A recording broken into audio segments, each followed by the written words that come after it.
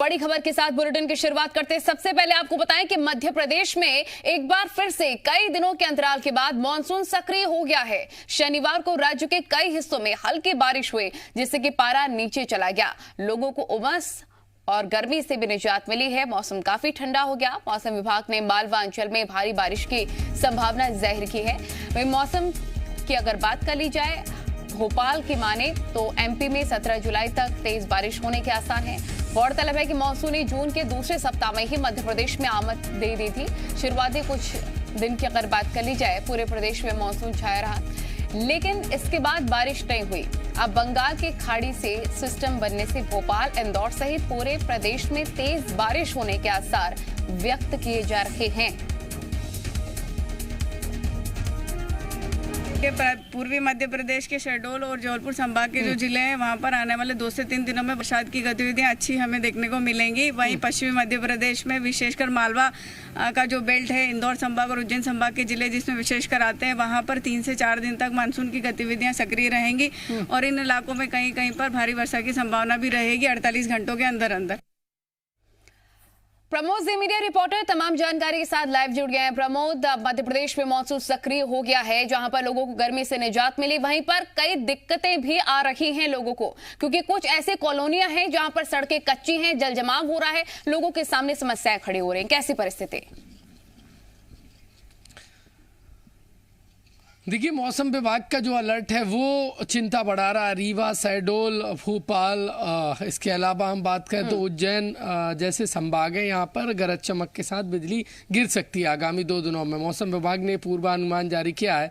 इसके साथ साथ किसानों के लिए अच्छी खबर है, वो ये है कि लगातार किसान इंतजार कर रहे थे कि मध्य प्रदेश में फिर से मानसून सक्रिय हो और जो खरीफ की फसल है सोयाबीन, उसको पानी मिल सके। तो किसानों के लिए अच्छी खबर है। मौसम विभाग का यही अलर्ट है और कल से प्रदेश के कई क्षेत्रों में बारिश भी हो रही है। मालवा क्षेत्र की यदि हम बात करें तो सबसे ज़्यादा जो मौसम विभाग ने पूर्वानुमान जारी किया है वो मालवा क्षेत्र में बारिश का जारी किया है। आगामी 2 दिनों में सबसे ज़्यादा प्रदेश के मालवा हिस्से में बारिश होगी। खरगोन, बड़वानी, अलीराजपुर जैसे मालवा अंचल के तमाम जो जिले हैं वहाँ पर सबसे ज़्यादा बारिश होगी। देखिए, आगामी 2 दिन में प्रदेश के अधिकतर हिस्सों में जो मानसून है वो फिर से सक्रिय हो जाएगा और बेहद ज़रूरी भी है। देखिए, उमस लगातार जो लोगों को सता रही थी उससे राहत मिलेगी, मौसम खुशनुमा होगा और लगातार किसान और ठीक है, इससे जल जमाव की स्थिति ना उत्पन्न हो, लोगों को दिक्कतें ना हो, इसके लिए प्रशासन को भी और ज्यादा तैयारी करने की जरूरत है। प्रमोद, आप बने रहिए, आगे भी आपसे लगातार अपडेट्स लेते रहेंगे। आगे बढ़ते, फर्जी तरीके से कोर्ट का आदेश बनाकर प्रमोशन लेने के आरोप में आईएएस अधिकारी संतोष वर्मा को पुलिस ने गिरफ्तार कर लिया है। दरअसल साल 2016 में संतोष वर्मा के खिलाफ एक महिला ने शादी का झांसा देकर ज्यादती का आरोप लगाया था और इसी दौरान उनका पीसीएस से आईएएस कैडर में प्रमोशन हो रहा था और लोक सेवा आयोग ने उनके खिलाफ आपराधिक मामलों की जानकारी मांगी थी और आरोप है कि संतोष वर्मा ने कोर्ट का फर्जी आदेश पेश कर दिया। हालांकि जब दस्तावेजों का जिला कोर्ट से वेरिफिकेशन कराया गया तो यह आदेश जाली निकला, जिसके बाद विशेष न्यायाधीश की ओर से इंदौर के एमजी रोड थाने में रिपोर्ट दर्ज कराई गई और जांच के लिए पुलिस की एक टीम का गठन भी कर दिया गया। फिलहाल इस मामले में राजधानी में तैनात आईएएस अधिकारी संतोष वर्मा को पुलिस ने गिरफ्तार कर लिया है। अंशुल मुकाती, जी मीडिया रिपोर्टर, तमाम जानकारी के साथ जुड़ गए हैं। अंशुल, क्या अपडेट है? जी बिल्कुल, आपको बता दूं कि आईएएस कैडर अलॉट होने पर डीपीसी के लिए विशेष न्यायाधीश के फर्जी साइन कर यह रिपोर्ट तैयार की थी और फर्जी रिपोर्ट तैयार करने वाले नगरीय प्रशासन विभाग भोपाल में पदस्थ आईएएस संतोष वर्मा को देर रात पुलिस ने गिरफ्तार किया है। आईएएस वर्मा के खिलाफ 27 जून को एमजी रोड पुलिस ने न्यायाधीश की रिपोर्ट पर धोखाधड़ी और कूट रचित दस्तावेज तैयार करने का केस दर्ज किया था। बताया जाता है कि वर्मा के खिलाफ उनके साथ लिव इन रिलेशनशिप में रहने वाली एक लड़की ने लचुड़िया थाने में मारपीट का केस दर्ज कराया था और उसी का केस जो है कोर्ट में भी चल रहा था, लेकिन वर्मा ने अपने आईएएस कैडर रिवॉर्ड के लिए फर्जी रिपोर्ट पेश कर दी और इसमें उन्होंने खुद को दोषमुक्त दर्शाकर आईएएस अवार्ड भी हासिल कर लिया था। यह बात जब युवती को लगी थी तो उसने शिकायत की थी और उसके बाद पूरे मामले का खुलासा हुआ था और उसके बाद विशेष न्यायाधीश ने इस पूरे मामले को लेकर एमजी रोड में अपनी एफआईआर दर्ज कराई थी, जिसके बाद लगातार पुलिस जांच कर रही थी और देर रात आईएएस को यहाँ गिरफ्तार कर लिया गया है। जी, बेहद ही गंभीर और संगीन आरोप लगे हैं। किन किन धाराओं के तहत अब आगे की कार्रवाई होगी? जी बिल्कुल, बता दूं कि फिलहाल यहाँ पर फर्जीवाड़े को लेकर जो शिकायत दर्ज की गई थी उस धाराओं में तो केस दर्ज किया है। और फिलहाल जब कल से पुलिस ने पूछताछ शुरू की थी तो आईएएस अवार्ड रखने का जो षड्यंत्र था यह पूरा मामला चल रहा था। हालांकि आईएएस शुरुआती दौर में पुलिस पूछताछ में इन सब बातों को टालते रहे और उसके बाद देर रात पुलिस के सामने वो टूट गए और 12 घंटे की लगातार कड़ी पूछताछ के बाद पुलिस ने उनकी गिरफ्तारी कर ली। फिलहाल अभी उनसे और पूछताछ की जा रही है कि क्या इससे पहले भी इस प्रकार के कोई फर्जी दस्तावेज उनके द्वारा तैयार किए गए थे और उसके बाद हो सकता है कि इस मामले में और भी कई धाराएं कई खुलासे भी हो सकता है, कई मुकदमे भी दर्ज हो आने वाले वक्त में। ठीक है अंशुल मोकाती, बहुत शुक्रिया आपका तमाम जानकारी साझा करने के लिए। ग्वालियर के इंदरगंज थाना इलाके में रफ्तार के कहर ने एक मासूम की जान ले ली। जानकारी के मुताबिक 3 साल की बच्ची अपने घर से बाहर बैठी हुई थी और इस दौरान तेज रफ्तार से आ रही कार ने उसे कुचल दिया। बच्ची के परिजन उसे आनन फानन में अस्पताल लेकर पहुंचे, लेकिन रास्ते में ही बच्ची ने दम तोड़ दिया।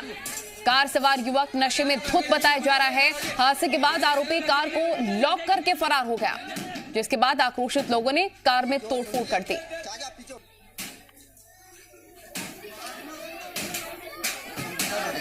शैलेंद्र भदौरिया जी मीडिया रिपोर्टर तमाम जानकारी के साथ जुड़ गए हैं। अब शैलेंद्र, बेहद ही दुखद ये पूरा मामला, और ये कार ड्राइवर अभी कहां बताया जा रहा है, इसके बारे में क्या कुछ जानकारी, कब तक गिरफ्तारी होगी? सामने आया था अभी रफ्तार का कहर जो देखने को मिला था इंदरगंज थाना इलाके में। घर के बाहर ये मासूम बैठी हुई थी, इस दौरान कार से उसकी कुचल दिया था और उसके बाद उसका भाई जब अस्पताल लेकर पहुंचा तब तक उसकी मृत्यु हो चुकी थी। हालांकि बताया जा रहा है कि 3 युवक जो है वो कार में सवार थे, वो नशे के धुत थे और यही कारण घटना के बाद वो कार को लॉक करके मौके से फरार हो गए थे। पुलिस ने कार के नंबर के आधार पर रजिस्ट्रेशन का पता कर लिया है और आरोपियों के घर पर रात को पुलिस गई भी थी, लेकिन आरोपी घर पर नहीं थे। अब पुलिस जो है आरोपियों की तलाश में जुट गई है। जिस तरीके से लगातार शहर के बीच के इलाके में इस तरीके से रफ्तार का कहर देखने को मिला है, जहां 3 साल की मासूम की मौत हुई है, इस घटना से कहीं ना कहीं परिवारजनों में भी आक्रोश था और यही कारण है कि गाड़ी में भी तोड़फोड़ की गई थी। पुलिस का दावा है कि जल्दी आरोपियों को गिरफ्तार कर लिया जाएगा। ठीक है शैलेंद्र, बहुत शुक्रिया आपका तमाम जानकारी साझा करने के लिए। घर के बाहर बैठी हुई थी मासूम बच्ची, लेकिन नशे में धुत इस कार ड्राइवर ने एक बच्ची को कुचल दिया, जिससे बताया जा रहा है कि रास्ते में ही उसकी मौत हो गई। अस्पताल ले जाते वक्त काफी आक्रोशित परिजन नजर आ रहे हैं, जबरदस्त तोड़फोड़ वो गाड़ी में करते हुए नजर आ रहे हैं। सीएम शिवराज सिंह चौहान आज उज्जैन और इंदौर जिले के दौरे पर रहेंगे। सीएम शिवराज उज्जैन और इंदौर की जनता को करोड़ों रुपए के विकास कार्यों का लोकार्पण और भूमि पूजन भी करने वाले हैं। सीएम स्मार्ट सिटी के 52 करोड़ रुपए की लागत से बने 8 निर्माण कार्यों का शिलान्यास करेंगे। वहीं सीएम शिवराज उज्जैन में औद्योगिक विकास की नई शुरुआत करेंगे और इस दौरान सीएम बेस्ट लाइफस्टाइल के नए कारखाने का भूमि पूजन भी करने वाले हैं। सीएम माधवनगर हॉस्पिटल और नागदा में स्थापित ऑक्सीजन प्लांट का भी ऑनलाइन उद्घाटन करेंगे। इसके अलावा सीएम शिवराज 100% टीकाकरण करने वाले 41 ग्राम पंचायतों के सरपंचों का सम्मान भी करेंगे। इसके साथ ही सीएम कोरोना की संभावित तीसरी लहर से लड़ने के लिए हो रही तैयारियों की जानकारी भी लेने वाले हैं। प्रमोद जी मीडिया रिपोर्टर लगातार बने हुए हैं। प्रमोद, अहम दौरा बताया जा रहा है उज्जैन और इंदौर का मुख्यमंत्री शिवराज सिंह चौहान का, कैसी तैयारियां चल रही हैं, टाइमिंग क्या कुछ है दौरे का? देखिए, दोपहर 11 बजे के लगभग उज्जैन पहुंचेंगे मुख्यमंत्री शिवराज सिंह चौहान और सरकार की जो मंशा है कि आत्मनिर्भर मध्य प्रदेश बने, रोजगार ज़्यादा से ज़्यादा मिले, और उसी दिशा में ये कि बढ़ता कदम है। हौजियरी जो हम कहें तो एक उद्योग की आज वो नींव रखेंगे मुख्यमंत्री, और लगभग 2000 से ज़्यादा लोगों को इसमें रोजगार मिल पाएगा आगामी समय में। इसके अलावा बात करें हम यदि तो जो माधवनगर हॉस्पिटल है और नागदा हॉस्पिटल है उसके ऑक्सीजन प्लांट का भी उद्घाटन मुख्यमंत्री शिवराज सिंह चौहान करेंगे। एक बड़ी सौगात उज्जैन को देने वाले स्मार्ट सिटी के जो अलग अलग 8 निर्माण कार्य हैं 52 करोड़ की लागत से जो बनने वाले हैं वो उनका शिलान्यास मुख्यमंत्री करेंगे। इसके अलावा जो 100% टीकाकरण वाली 41 पंचायत हैं उन पंचायतों के सरपंचों को भी मुख्यमंत्री शिवराज सिंह चौहान सम्मानित करेंगे। देखिए, इस सरकार की मंशा जो थी उसके अनुरूप इन पंचायतों ने काम किया। 100% लोगों को वैक्सीनेट करने का काम किया है, कोरोना से बचाने का काम किया है। ऐसे में मुख्यमंत्री मनोबल बढ़ाने के लिए देखिए सम्मान करेंगे सरपंचों का, और इसके साथ साथ उज्जैन उन जिलों में रहा है प्रदेश के जिनमें कोरोना का कहर बरपा है, और जो तीसरी संभावित चाहे उज्जैन की बात कर ली जाए, ग्वालियर की, इंदौर की बात कर ली जाए, काफी ज्यादा यहाँ पर केसेस देखने को मिले थे। इसके साथ ही प्रमोद, क्योंकि अहम दौरा है उनका, सौगाती भी देने वाले ऑक्सीजन प्लांट, हॉस्पिटल का भी उद्घाटन उनके द्वारा किया जाएगा। ये तीसरी लहर की तैयारी भी माना जा रहा है, और इससे समझ आता है कि तीसरी लहर को लेकर मुख्यमंत्री कितने अलर्ट हैं। देखिए, लाजमी है सुबह शाम मुख्यमंत्री कोरोना को लेकर समीक्षा करते हैं। यदि कोई नया वेरिएंट आता है तो उसको लेकर भी देखिए मुख्यमंत्री अलर्ट रहते हैं, और मुख्यमंत्री लगातार अपील कर रहे हैं कि कोरोना गाइडलाइन का पालन हो, और ये सुनिश्चित भी कर रहे हैं। और ऐसे में उज्जैन दौरे पर मुख्यमंत्री जा रहे हैं तो वहाँ पर देखिए जो स्वास्थ्य सेवाएं उनको और कितनी बेहतर किया जाना चाहिए, इसको लेकर जो जनप्रतिनिधि है उनसे चर्चा कर सकते हैं मुख्यमंत्री, जिला प्रशासन से चर्चा कर सकते हैं, और स्वास्थ्य इंफ्रास्ट्रक्चर को और कितना डेवलप किया जाए और कितना बेहतर किया जाए, और जो पिछले दिनों समस्याएं हुई वो आगामी समय में ना हो, और तीसरी लहर से ठीक पहले स्वास्थ्य सेवाओं को और कितना बेहतर किया जा सकते, क्या कदम उठाए जा सकते हैं, तमाम जो तैयारियां हैं वो समय रहते की जाए। मुख्यमंत्री की यही मंशा है, और मुख्यमंत्री आज ये महत्वपूर्ण दौरा है उज्जैन का, बेहद ही महत्वपूर्ण दौरा है, और बड़ी सौगातें भी प्रमोद वो देने वाले हैं। अपडेट जरूर हम तक पहुंचाएगा। फिलहाल प्रमोद, आपका बहुत बहुत शुक्रिया। कोरोना से बचने के लिए वैक्सीनेशन सबसे सुरक्षित उपाय है, लेकिन सतना में जिंदगी के एक डोज के लिए जिंदगी दांव पर लग रही है।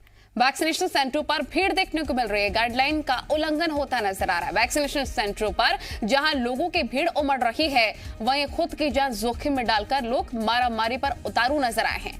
कई सेंटरों पर हालात काबू में करने के लिए पुलिस को काफी सख्ती बरतनी पड़ रही है, और अब वैक्सीनेशन भी पुलिस ही करवाती नजर आई वहां पर। दरअसल आज सत्ता में वैक्सीनेशन की 38,000 डोज की उपलब्धता थी, लेकिन सेंटरों पर भीड़ उमड़ने से कई सेंटरों पर वैक्सीन खत्म हो गई। ऐसे में सुबह सलाइन मिले लोगों ने हंगामा शुरू कर दिया, नारेबाजी भी उन्होंने की है। सतना शहर के 21 टीकाकरण केंद्रों समेत जिले में करीब 250 वैक्सीनेशन सेंटर बनाए गए थे। शहरी इलाकों में 8,000 टीका लगाने का लक्ष्य निर्धारित किया गया था, जबकि बाकी ग्रामीण इलाकों में वैक्सीन लगाकर टारगेट को पूरा किया जाना था।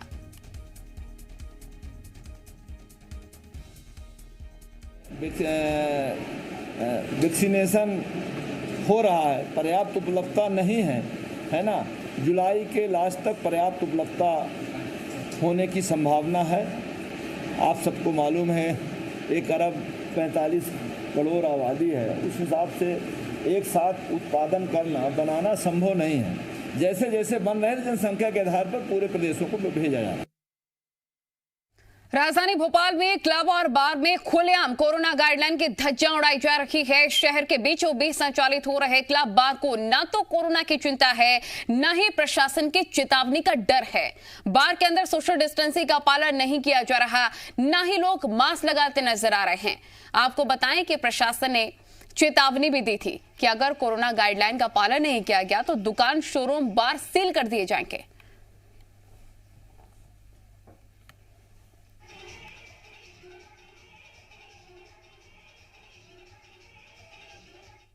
प्रधानमंत्री मातृ वंदना योजना में लगातार तीसरी बार मध्य प्रदेश ने रिकॉर्ड कायम करते हुए नंबर 1 का स्थान हासिल कर लिया है।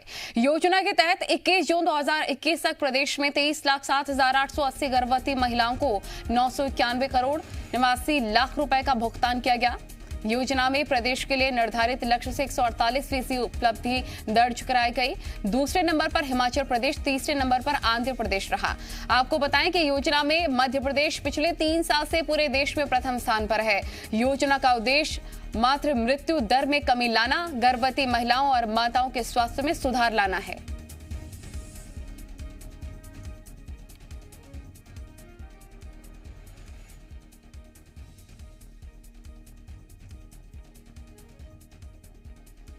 भोपाल से बीजेपी सांसद प्रज्ञा ठाकुर ने पुलिस की कार्यप्रणाली पर सवाल उठाए हैं। एक पीड़िता को न्याय दिलाने के लिए कोलार थाने पहुंची प्रज्ञा ठाकुर ने कहा कि लव जिहाद मामले में कोलार थाने ने कार्रवाई नहीं की।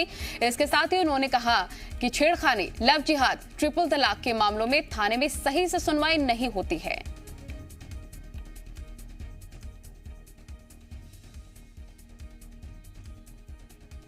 पुलिस प्रशासन का ध्यान, अधिकारियों का ध्यान नहीं है। मैं कुछ मामलों में अधिकारियों के साथ बैठने वाली हूँ। कुछ विषय ओपन अभी नहीं कर सकती क्योंकि बच्चों का मामला रहता है।